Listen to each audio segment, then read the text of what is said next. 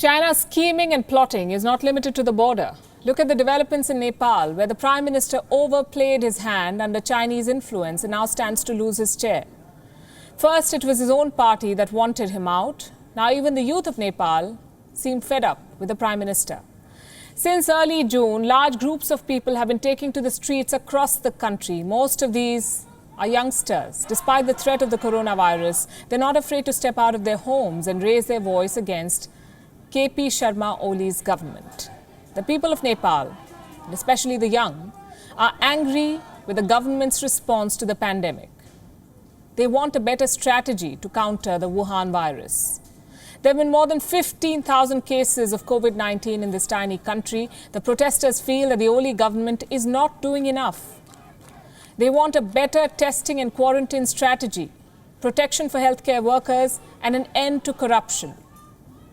The youth in Nepal is angry with the political establishment. They've been using social media to organize protests and build pressure on the government.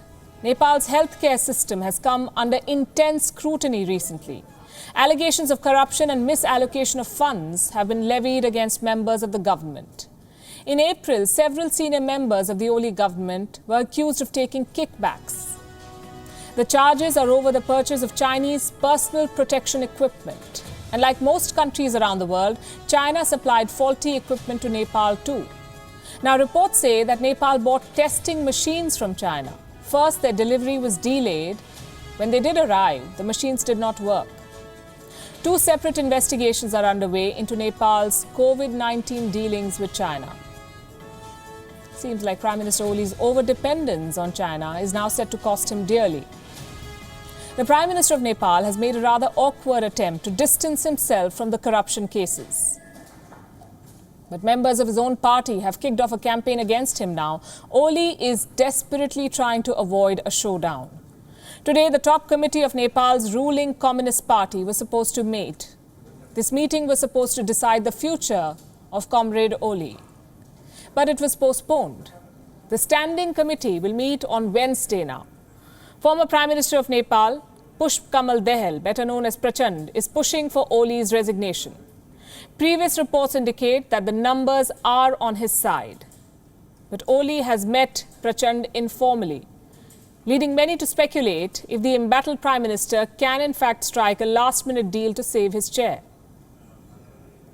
Apprehending a collapse, Chinese diplomats have gone into overdrive in Kathmandu.